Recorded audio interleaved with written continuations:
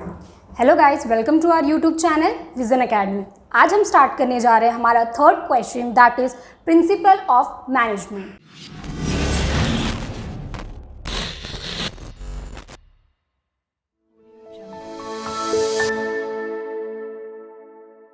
अब हम फोकस करते हैं हमारे मेन क्वेश्चन की तरफ, दैट प्रिंसिपल ऑफ मैनेजमेंट।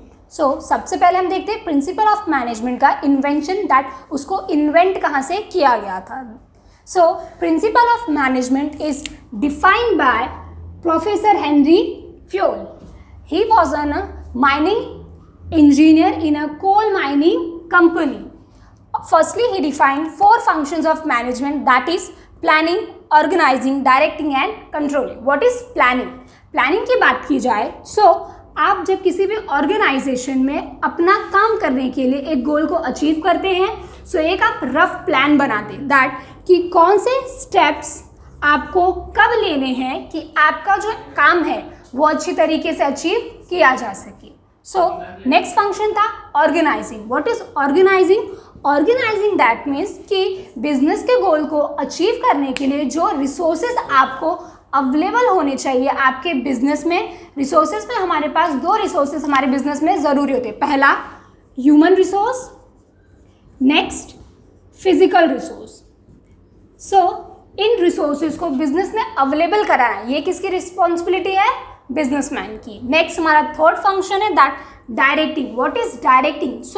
यहाँ पर जो हमारा बिजनेसमैन या मैनेजर है वो direction that means instructions provide करता है, किसको?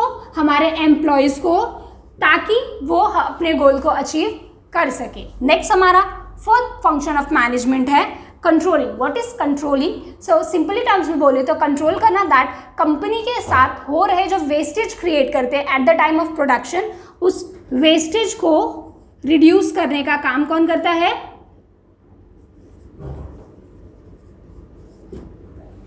हमारा कंट्रोलिंग। उसके बाद उन्होंने 14 प्रिंसिपल्स ऑफ मैनेजमेंट को डिफाइन किया हुआ है, जिसमें उन्होंने बिजनेस में हो रही प्रॉब्लम्स को सॉल्व करने के लिए कुछ आइडियाज़, कुछ गाइडलाइंस प्रोवाइड कर दी है। अब हम मूव करते हैं हमारे 14 प्रिंसिपल ऑफ मैनेजमेंट की तरफ, जिसमें हमारा फर्स्ट प्रिंसिपल ऑफ मैनेजमेंट है principle of division of work. What is division of work? Division of work की बात की जाए तो किसी भी ऑर्गेनाइजेशन में आपने देखा होगा कि बिजनेसमैन अपने बिजनेस को डिफरेंट सेक्शंस में डिवाइड कर देते हैं, जैसे कि production department, sales department, marketing department, finance department, research and development department. ये डिपार्टमेंट को अलग क्यों किया गया है? ताकि एम्प्लॉयज़ को उनकी क्वालिटी और कैपेबिलिटी के अकॉर्डिंग जिस सेक्शन में वो बेस्ट है उस सेक्शन में उनको जॉब के लिए अपॉर्चुनिटीज़ दे और वो लोग वहाँ पर अपना 100% दे सके। जब आप एम्प्लॉयज़ को उनकी कैपेबिलिटी के अकॉर्डिंग डिवाइड करते हैं, एम्प्लॉई अपना 100% देता है और अपने काम को बेस्ट क्वालिटी से करने की कोशिश करता है। जैसे कि हमने फर्स्ट पॉइंट लिखा हुआ है, work is divided into different kind of such as technical, financial, commercial, security, operational, accounts and managerial. इन सेक्शंस में हमारे बिजनेस को डिवाइड किया गया है। नेक्स्ट हमारा पॉइंट आता है कि आप एम्प्लॉयज़ को असाइन या आप अपने एम्प्लॉयज़ को अपॉइंट कैसे करते हो। तो अपने एम्प्लॉयज़ को आप उनकी क्वालिटी और कैपेबिलिटी के अकॉर्डिंग आप उनके सेक्शंस में उनको अपॉइंट करेंगे काम करने के लिए। Next, it helps to give expertise productivity level. आप सेक्शंस में जब एम्प्लॉयज़ को उनकी कैपेबिलिटी और क्वालिटी के अकॉर्डिंग बाइफर्केट करते हैं या डिस्ट्रीब्यूट करते हैं, तो वहाँ पर वो लोग अपना एक्सपर्टाइज, जिसमें वो एक्सपर्ट होंगे, वो सारी सर्विसेज अपनी कंपनी को प्रोवाइड कर सकते हैं।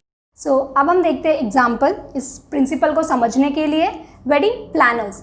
वेडिंग प्लानर्स क्या करते हैं? किसी भी वेडिंग को अरेंज करने के लिए सबसे पहले वो लोग कुछ सेक्शंस बना देते हैं, जैसे कि food department, decoration department, electricity department और नेक्स्ट होता है हमारा वेलकमिंग ग्रुप डिपार्टमेंट। ये क्या किया? इन्होंने ग्रुप्स बनाए। ग्रुप्स बनाने के बाद उनके एक हेड्स दैट मीन्स एक मैनेजर को अपॉइंट कर दिया कि उससे रिलेटेड कोई भी प्रॉब्लम या कोई भी चीज़ या कोई भी रिसोर्स अवेलेबल नहीं होगा तो किसके पास जाएंगे? उस मैनेजर्स के पास। तो उन्होंने क्या किया? एक वेडिंग को कंप्लीट कराने के लिए उन्होंने सेक्शंस में डिवाइड किया। सेक्शंस में जब डिवाइड करते हैं तो सारे मैनेजर्स अपना अपना काम प्रॉपरली सही तरीके से करते हैं। जब सभी लोग अपना काम सही तरीके से करेंगे तो दैट मीन्स कि वो वेडिंग सक्सेसफुल होगी। इसी तरीके से जब आप अपने कंपनी के काम को अपने एम्प्लॉयज़ के अकॉर्डिंग डिवाइड करते हैं, सो आपका जो गोल है आप जल्दी उसको अचीव कर पाएंगे, साथ ही साथ अपने बिजनेस को ग्रोथ एंड एक्सपांशन दे पाएंगे। सो अब हम स्टार्ट करते हैं हमारा second principle of management, that is principle of authority and responsibility. सबसे पहले हम फोकस करते हैं what is authority. So authority is right to take decision. Authority क्या होता है? दैट मीन्स कि आप जब सामने वाले पर्सन को किसी चीज़ की अथॉरिटी दे रहे हो, अथॉरिटी मतलब अधिकार दे रहे हैं, तो उसमें क्या करते हैं, आप उनको कुछ राइट्स दे रहे हैं कि बिजनेस रिगार्डिंग या किसी भी चीज़ के रिगार्डिंग वो अपना डिसीजन खुद ले सकते हैं। And what is responsibility? तो responsibility is duty to deal with situation. What is responsibility?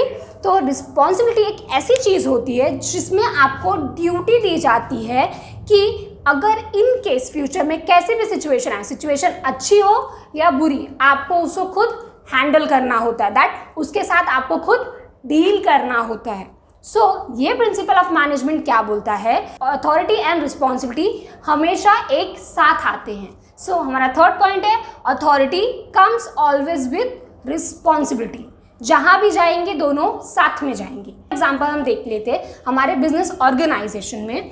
जैसे example, manager is given authority to complete a task within a given time, he should be held responsible for the task. क्या बोला गया यहाँ पे कि एक organisation था, organisation में मैनेजर को अथॉरिटी दी गई थी और रिस्पॉन्सिबिलिटी दी गई थी कि उसको पर्टिकुलर टास्क को कंप्लीट करना है। इन केस वो टास्क अगर कंप्लीट नहीं होता या फिर वो फेल हो जाता है तो उसके लिए रिस्पॉन्सिबल कौन होगा?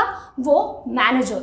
सो ये हमारा प्रिंसिपल ऑफ मैनेजमेंट हमें ये बताता है कि हमेशा आप जिसको भी रिस्पॉन्सिबिलिटी दे रहे हैं तो आपको उनको अथॉरिटी भी देना होगा कि जो भी डिसीजन वो ले रहे हैं वो सही हो या गलत, रिस्पॉन्सिबल वही होंगे।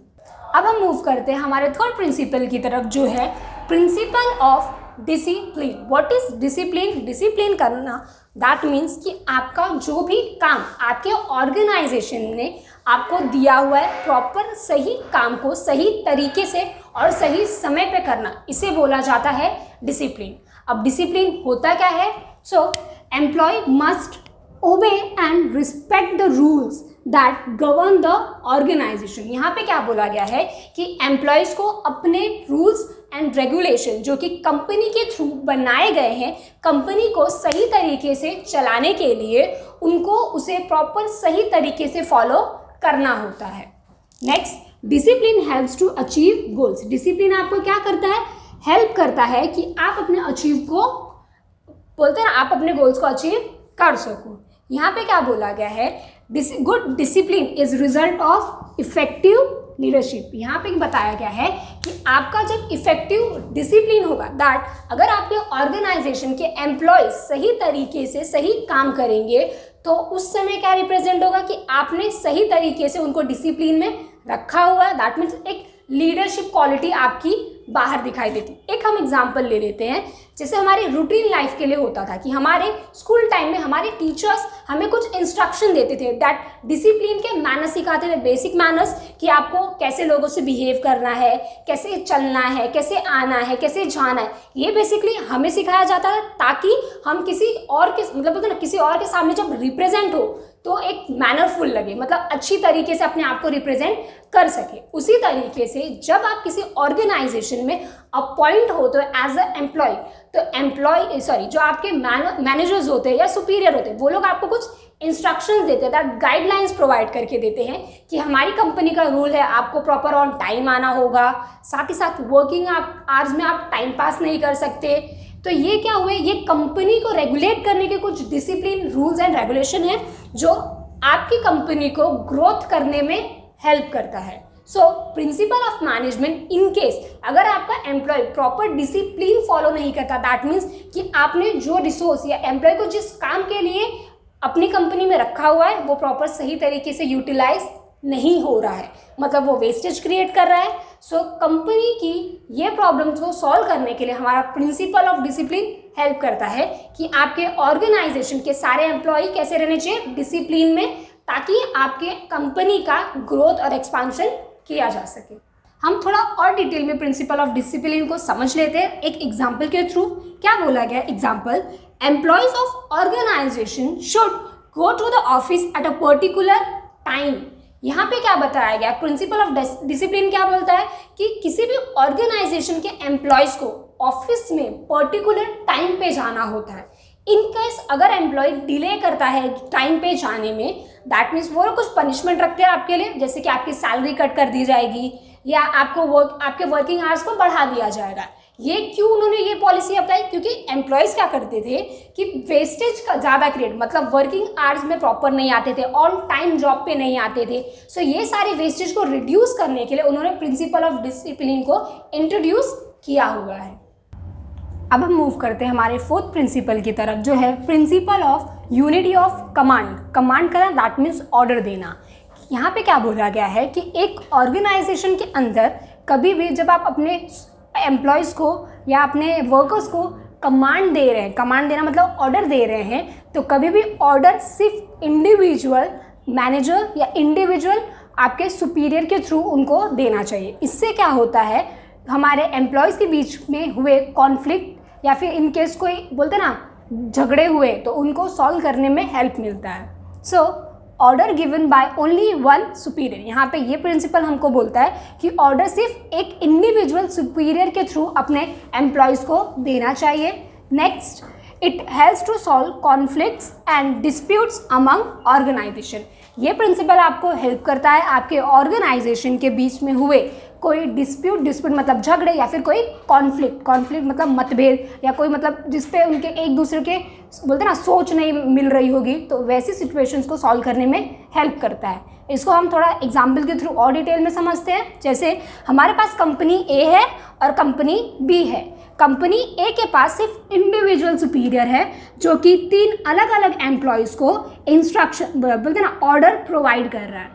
उसी तरीके से कंपनी बी में जाएंगे तो वहाँ पे 2 अलग अलग सुपीरियर हैं और सुपीरियर ए फर्स्ट एम्प्लॉय को कुछ और बोल रहा है और सेम उसी एम्प्लॉय को सुपीरियर बी कुछ और बोल रहा है। तो इससे क्या होगा कि हमारा एम्प्लॉय कंफ्यूज हो जाएगा कि मैं किस सुपीरियर की बात को मानूं या किस सुपीरियर का काम पहले करूं। तो इससे क्या होगा, कॉन्फ्लिक्ट होने के चांसेस बढ़ जाते हैं। So principle of unity of command क्या बोलता है कि हमारे ऑर्गेनाइजेशन में दैट कंपनी ए जो प्रिंसिपल यूज़ कर रही है दैट ओनली वन सुपीरियर, ये किसी भी ऑर्गेनाइजेशन के लिए सुटेबल होता है और बेनिफिशियल होता है। दैट्स वाई हमको हमारा ये fourth principle unity of command दिया गया है। मूव करते हैं हमारे फिफ्थ प्रिंसिपल की तरफ, जो है principle of unity of direction. What is direction? Direction देना दैट मीन्स इंस्ट्रक्शन प्रोवाइड करना। आपने देखा होगा कि जब कोई ग्रुप एक्टिविटी की जाती है तो उस समय पे कोई एक इंडिविजुअल पर्सन जो कि हमारा हेड होता है वो हमें डायरेक्शन प्रोवाइड करके देता है ताकि हमारी टीम मिलकर उस ऑब्जेक्टिव को अचीव कर सके या जो हमें टास्क दिया गया है हम उसको कंप्लीट कर सके। सो यहाँ पे क्या बोला गया है, only one head and one plan should be follow. That means अगर एक टीम है तो एक इंडिविजुअल टीम की एक इंडिविजुअल हेड होगा जिसे हम सुपीरियर भी बोलते हैं और बाकी जो लोग होंगे दैट जो सबऑर्डिनेट या फिर हमारे जो एम्प्लॉयज़ है वो लोग उसके इंस्ट्रक्शंस को फॉलो करेंगे। सो यहाँ पे क्लियरली मेंशन किया हुआ है only one head and one plan should be follow. Next है organisation should have only one objective and group also directed by only one manager. यहाँ पे क्या बोला गया है कि जब पूरे ऑर्गेनाइजेशन की बात की जाती है तो पूरा ऑर्गेनाइजेशन कभी भी किसी एक ऑब्जेक्टिव के लिए फोकस करेगा, साथ ही साथ उनका जो डायरेक्शन उनको दिया जा रहा है वो भी इंडिविजुअल पर्सन दैट जो इंडिविजुअल हेड होगा या फिर मैनेजर होगा उसके थ्रू दिया जाएगा। एग्जाम्पल से हम समझते हैं क्या होता है। हमने हमारी डेली लाइफ में देखा था जब हम स्कूल जाते थे तो हमारे टीचर्स हमें एक ग्रुप प्रोजेक्ट दिया करते थे। उस ग्रुप प्रोजेक्ट में वो एक लीडर बनाते थे। लीडर क्या करता था, हमारे काम को डिस्ट्रीब्यूट करता था, साथ ही साथ इंस्ट्रक्शन प्रोवाइड करके देता था कि किसको क्या काम किस तरीके से करना है। तो ये कब हो पाया, जब हमने principal of unity of direction को फॉलो किया तब। अब हम एक और एग्जाम्पल देख लेते हैं that project head only gives direction to the team members. इस एग्जाम्पल में क्या बोला गया है कि प्रोजेक्ट का जो हेड होगा सिर्फ वही इंस्ट्रक्शंस या वही डायरेक्शन देगा, किसको, अदर टीम मेंबर्स को। इससे क्या होगा, कॉन्फ्लिक्ट के चांसेस कम हो जाएंगे और हमारी टीम अपने गोल को अचीव कर सकेगी। अब हम मूव करते हैं हमारे 6th प्रिंसिपल की तरफ, जो है principle of subordination of individual interest to the organizational interest. What is this? यहाँ पे क्या बोला गया इस प्रिंसिपल में कि हम इंडिविजुअल एम्प्लॉय के इंटरेस्ट के अलावा हम बिजनेस में ज़्यादा फोकस करते हैं हमारे ऑर्गेनाइजेशनल ऑब्जेक्टिव के ऊपर। जैसे कि बोला गया है, ऑर्गेनाइजेशन में बहुत सारे एम्प्लॉयज़ काम करते हैं। अगर मैं इंडिविजुअल के इंटरेस्ट को देखने जाऊँ तो ऐसा तो कभी होगा ही नहीं कि सारे लोगों का इंटरेस्ट सेम हो। तो इसीलिए क्या किया जाता है कि ऑर्गेनाइजेशन के थ्रू जो टॉप लेवल मैनेजमेंट में होते हैं वो लोग एक पर्टिकुलर ऑब्जेक्टिव को डिसाइड करते हैं।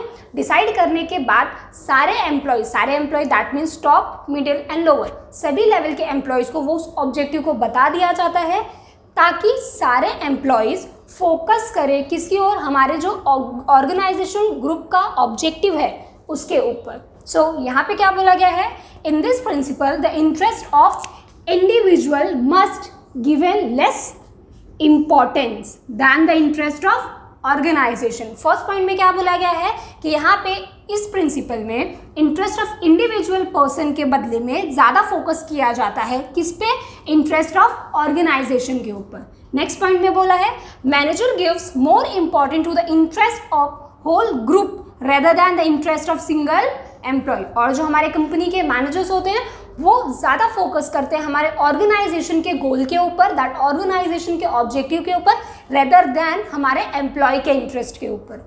जैसे कि एक एग्जाम्पल देखते हैं हमने बहुत सारे मैचेस में देखा होगा, जैसे यहाँ पे लिखा हुआ है example, cricket team is always thinking about winning the match as a team rather than the individual record as the best player. यहाँ पे क्या बोला गया एग्जाम्पल में कि कभी भी आपने देखा होगा क्रिकेट मैच या किसी भी मैच को जब आप देखते हो जो ग्रुप मैच होता है, जिस क्रिकेट हुआ, खो खो हुआ, कबड्डी, तो वहाँ पे एम्प्लॉय जो हमारे बोलते हैं ना प्लेयर्स होते हैं, वो लोग क्या करते हैं, ज़्यादा फोकस करते हैं कि हम मैच को जीते, ना कि एज अ खुद को रिप्रेजेंट करें best player. Best player represent करके कोई वैल्यू नहीं है जब तक आप मैच ना जीतो।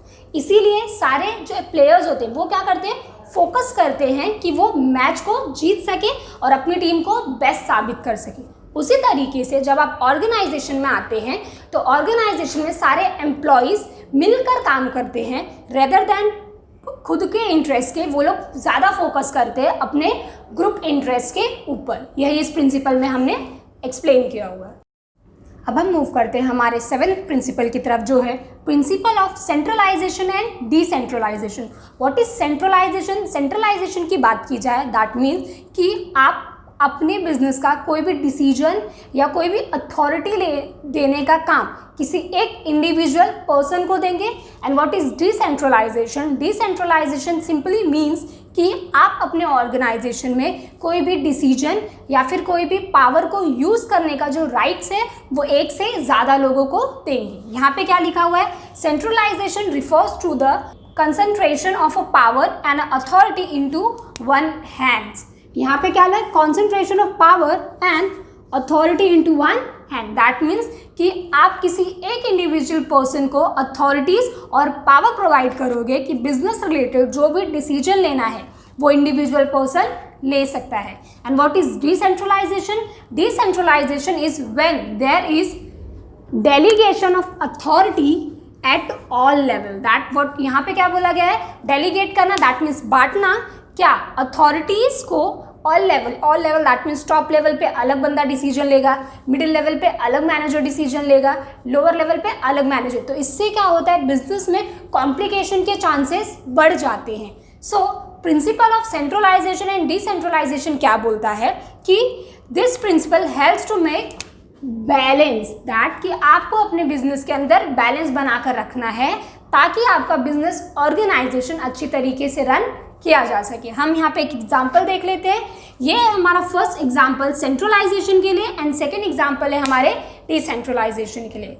यहाँ पे क्या बोला गया, एक इंडिविजुअल पर्सन है और वो सारे एम्प्लॉयज़ को डिसीजन लेकर इन्फॉर्म कर रहा है। तो इससे क्या हो रहा है, कंपनी के जो रूल्स है वो प्रॉपर फॉलो हो पा रहे हैं, साथ ही साथ कंपनी के जो अथॉरिटीज़ है, जो पावर्स है, सिर्फ इंडिविजुअल पर्सन यूज़ कर पा रहा है। इन केस अगर कंपनी का कुछ भी लॉस होता है या कोई प्रॉब्लम क्रिएट होती है तो उसके लिए रिस्पॉन्सिबल कौन होगा? Individual person. बट जब डिसेंट्रलाइजेशन की बात की जाए तो यहाँ पे ये पर्सन डिसीजन ले रहा है, ये इन्फॉर्म कर रहा है इस पर्सन को, फिर ये इसको, इससे क्या हो रहा है? ये फिर दूसरे को इन्फॉर्म कर रहा है। तो इससे क्या रहा है? कॉम्प्लिकेशन के जो चांसेस है हमारी डिसेंट्रलाइजेशन है वो बहुत ज़्यादा हो जाते हैं। इन केस कंपनी में कोई प्रॉब्लम आई या कोई इमरजेंसी सिचुएशन आ गई तो उस केस में हम किसको रिस्पॉन्सिबल ठहराएंगे? इस टाइम पे हमारे लिए प्रॉब्लम क्रिएट हो सकती है। दैट इसलिए प्रिंसिपल ऑफ डिसेंट्रलाइजेशन बोलता है कि हमारी कंपनी में प्रॉपर मैनेजमेंट फॉलो होना चाहिए, साथ ही साथ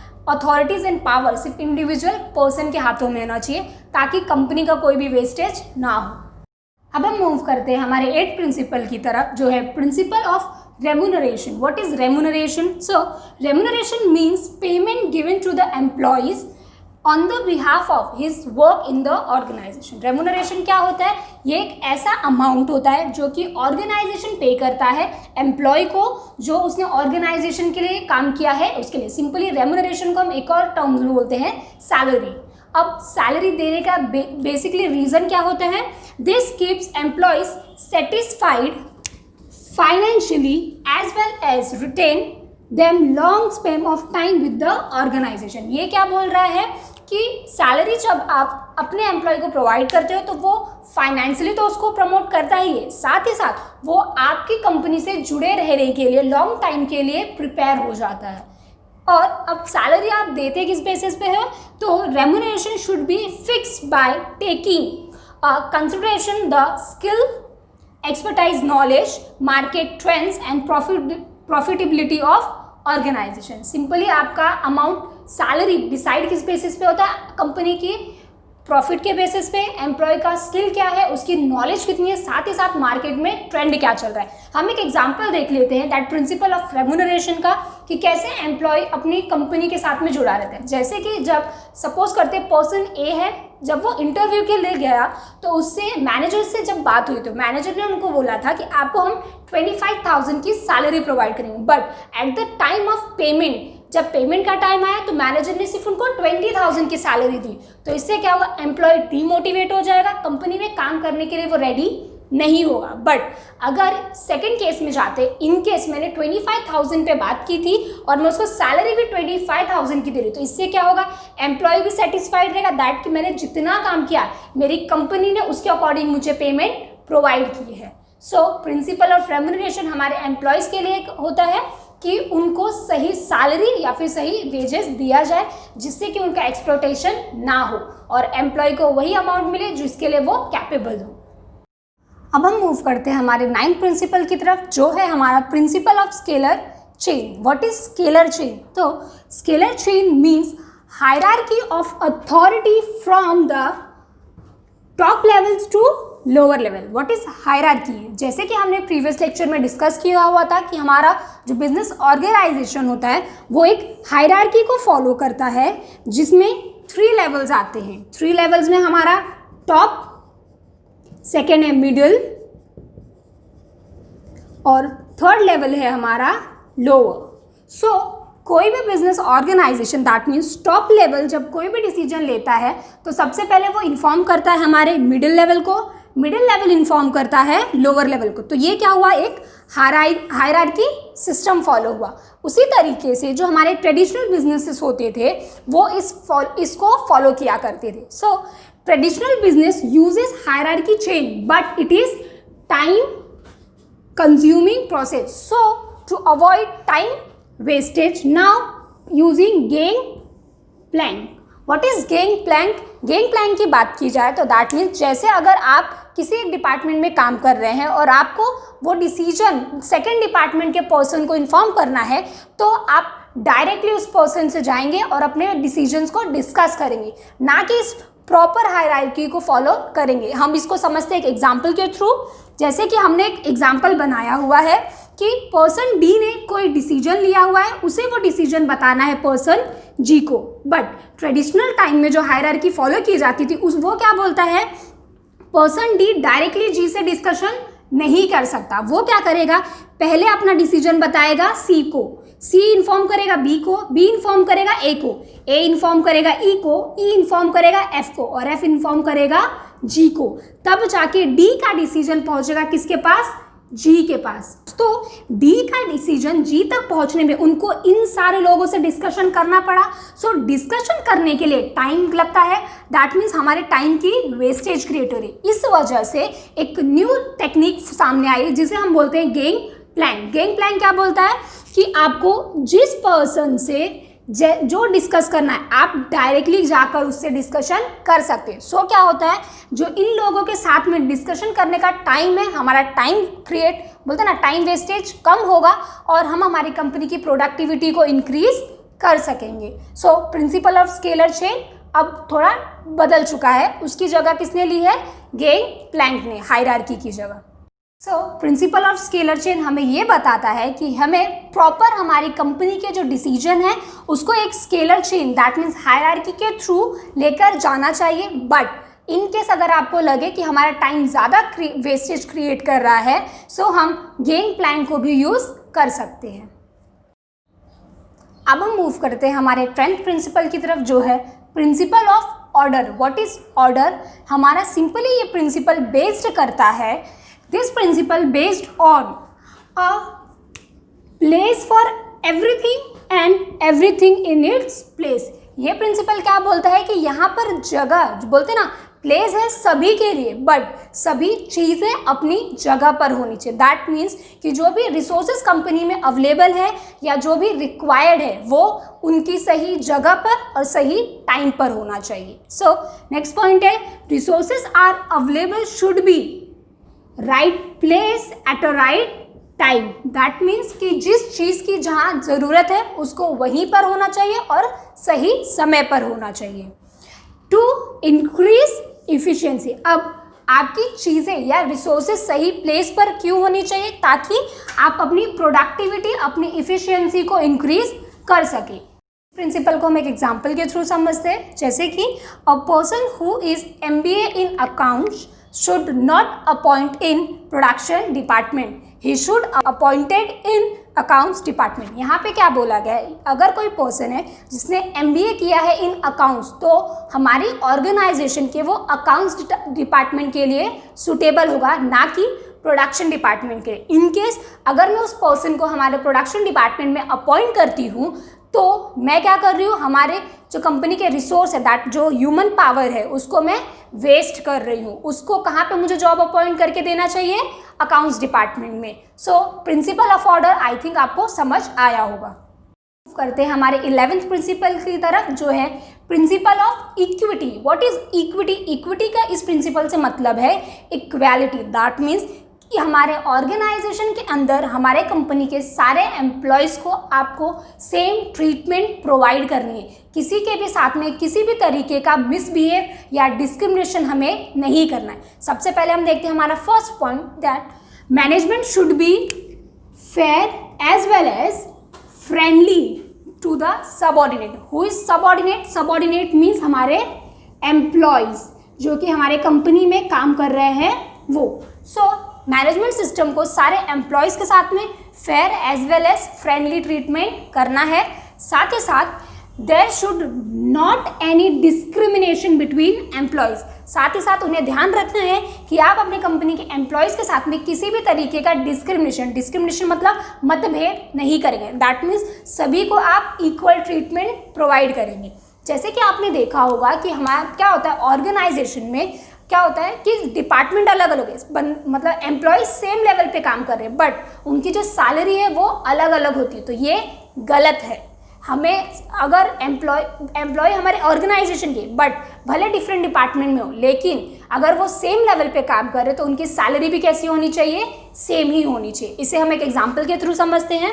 employ working on the same level but in the different department. Employees आपके काम कर रहे हैं ऑर्गेनाइजेशन में सेम लेवल पे हैं बट डिपार्टमेंट भले अलग अलग हो, बट सैलरी कैसी होनी चाहिए, आपकी सेम होनी चाहिए। ये हमें प्रिंसिपल ऑफ इक्विटी एक्सप्लेन करता है। अब हम मूव करते हैं हमारे 12th प्रिंसिपल की तरफ, जो है principle of stability of tenure. What is principle of stability और टेन्यूर? तो फर्स्ट हम फोकस करते हैं stability of tenure means job security to the employees. इसका मतलब क्या होता है कि आपके ऑर्गेनाइजेशन के जितने भी एम्प्लॉयज़ हैं सबसे पहले आप उनको क्या प्रोवाइड करें?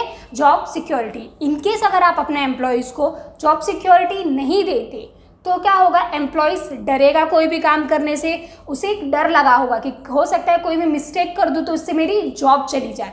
सबसे पहले आपको क्या करना है? अपने एम्प्लॉयज़ को स्टेबिलिटी प्रोवाइड करनी है, दैट कि इनके हिसाब से कोई भी मिस्टेक होती है तो उसकी वजह से आपकी जॉब कभी भी जाएगी नहीं। सो सेकेंड पॉइंट है हमारा, job insecurity always affect the efficiency of employees as well as the moral of working of employee. यहाँ पे क्या बोला गया है कि अगर जॉब इनसिक्योरिटी रहेगी तो आपका एम्प्लॉय क्या करे? इफेक्टिव वे में ऑर्गेनाइजेशन में काम नहीं कर पाएगा, जिस वजह से उसका मोरल भी डाउन होने लगेगा काम को लेकर। सो इसी वजह से इस प्रिंसिपल को इंट्रोड्यूस किया गया है कि आपको आपके एम्प्लॉय को स्टेबिलिटी प्रोवाइड करके देनी है कि उनका जॉब सिक्योर रहेगा। इसे हम एक एग्जाम्पल से समझ लेते हैं that principle of stability of tenure है क्या। जैसे कि यहाँ पे दो पर्सन है, mister A and mister B is working in XYZ limited. यहाँ पर दो इंसान हैं, मिस्टर ए और मिस्टर बी, जो कि सेम ही ऑर्गेनाइजेशन में काम करते हैं, but mister A is permanent employee so he working in organisation freely. यहाँ पे क्या बोला गया? मिस्टर ए परमानेंट एम्प्लॉय है कंपनी के, जिस वजह से वो कंपनी में फ्रीली विदाउट कोई टेंशन अपना काम कंप्लीट कर पा रहे, but Mr. B is not permanent employee, so he is afraid to do any work in the organization. But Mr. B permanent employee नहीं है, जिस वजह से वो थोड़ा डर रहे हैं कोई भी काम या कोई भी अपने टास्क को कंप्लीट करने में। उन्हें क्या लगता है, इनकेस कोई मिस्टेक हो गई तो क्या होगा, इनकेस अगर कोई बोलते ना प्रॉब्लम क्रिएट हुआ या सिचुएशन बिगड़ गई तो मेरे पे रिस्पॉन्सिबिलिटी आएगी। तो ये कब हुआ? जब मिस्टर बी परमानेंट नहीं हुए तब, मतलब उनको जॉब सिक्योरिटी है क्या? नहीं। बट मिस्टर ए वही काम अच्छी तरीके से कर पा रहे हैं। क्यों? क्योंकि उनके पास एक सिक्योरिटी है दैट कि मेरी जॉब जाने वाली नहीं है, दैट मैं किसी भी तरीके के फाइनेंशियल क्राइसिस में नहीं आऊँगा। इसीलिए आपके एम्प्लॉयज़ को जॉब की सिक्योरिटी होना बहुत इंपॉर्टेंट होता है, तभी वो लोग अपना 100% कभी भी कंपनी को दे पाएंगे। आई होप आपको ये समझाओ। अब हम मूव करते हैं हमारे 13 प्रिंसिपल की तरफ, जो है principle of initiative. What is initiative? Initiative की बात की जाए तो कुछ नया जो आप अपनी मर्जी से या अपनी इच्छा से करना चाहे वो। फर्स्ट पॉइंट हमने क्या लिखा हुआ है? Initiative refers to voluntary to do the work in a innovative way. यहाँ पे क्या बोला गया? इनिशिएटिव मतलब जो आप अपनी मर्जी से कुछ नया या कुछ इनोवेटिव करना चाहे उसे बोला जाता है। अब ये कैसे आपको हेल्प करता है?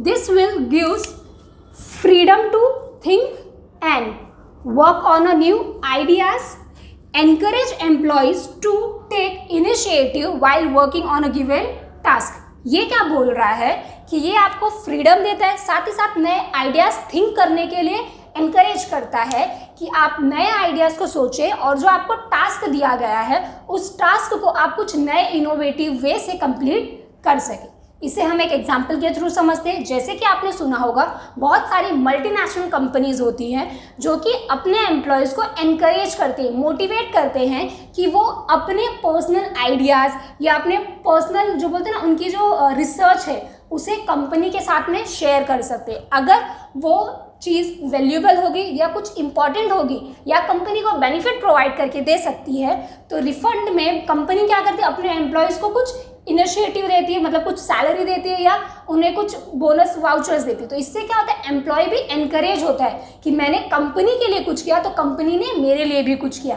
तो इससे क्या होता है, हमारे एम्प्लॉयज़ का मोरल तो बढ़ता ही है, साथ ही साथ हमारी कंपनी की जो ग्रोथ है वो भी इंक्रीज होती है। सो प्रिंसिपल ऑफ इनिशिएटिव हमें कुछ इनोवेटिव करने का सजेशन देता है।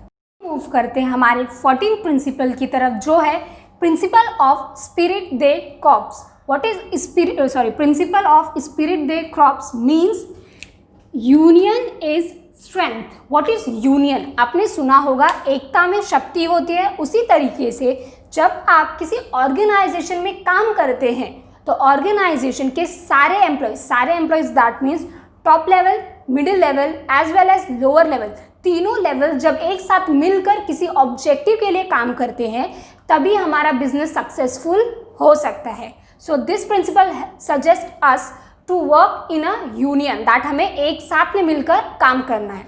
हमारा नेक्स्ट पॉइंट है while working in a organisation it is a group activity, so all the employees are working as a union and with a mutual trust the difficulties can be solved quickly।